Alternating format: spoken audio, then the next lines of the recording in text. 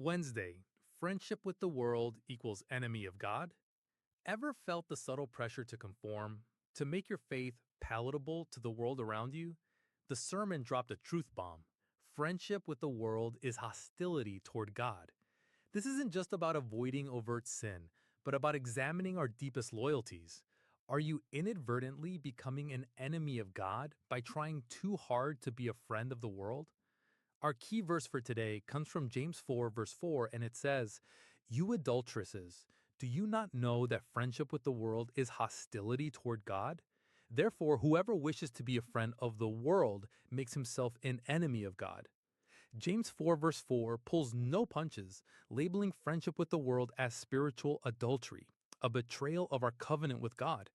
The sermon emphasized that this isn't merely about avoiding sinful activities, but about our mindset, our values, and where our allegiances truly lie.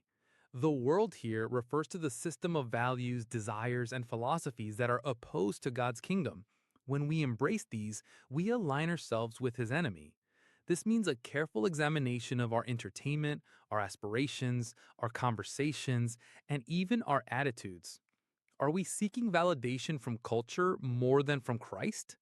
Are we tolerating sin to maintain social comfort? A genuine friend of God cannot simultaneously be a devoted friend of a world system that rejects him. This devotion causes to a radical separation, not into isolation, but into a purity of heart that truly reflects God's kingdom values. Now, let's put this into action. Ask yourself, in what ways am I seeking friendship with the world that might put me in opposition to God? What cultural norms or values have I adopted that subtly contradict biblical truth? And finally, what is one area where I need to break ties with the world to deepen my friendship with God? As you prepare to pray, ask for conviction and clarity to see any areas where you are fostering friendship with the world. Ask God to grant you the courage to sever those ties and to purify your heart so that your friendship with Him is undivided and unwavering. Lord, have mercy. Search my heart, oh God. I built a home with two front doors, one for the world and one for you.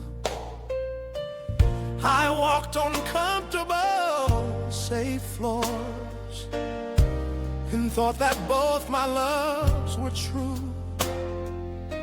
I learned the language, sang the songs that culture writes on passing trends. I tried so hard to get along, to be counted one of their friends. But your word cuts just like a knife through all my reasons, soft defense.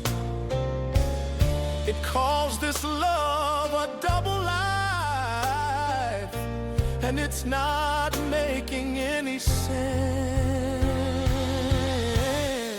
And I can't be friends with the world and still be a friend of God. It's a tangled flag that's been unfurled on a path too broadly trod. This is spiritual adultery, to give my heart to earthly things. So I am breaking off my ties, you see, to be a friend of the King of Kings. I gave my reverence, gave my time to things that glitter but are dust. I called it freedom, called it mine. This misplaced love, this broken trust.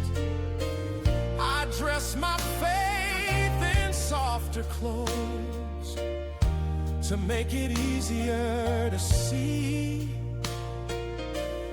But in the process, I suppose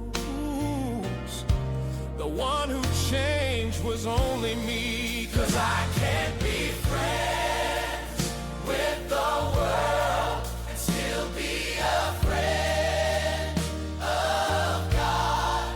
It's a tangled flag that's been unfurled on a path too broadly trod.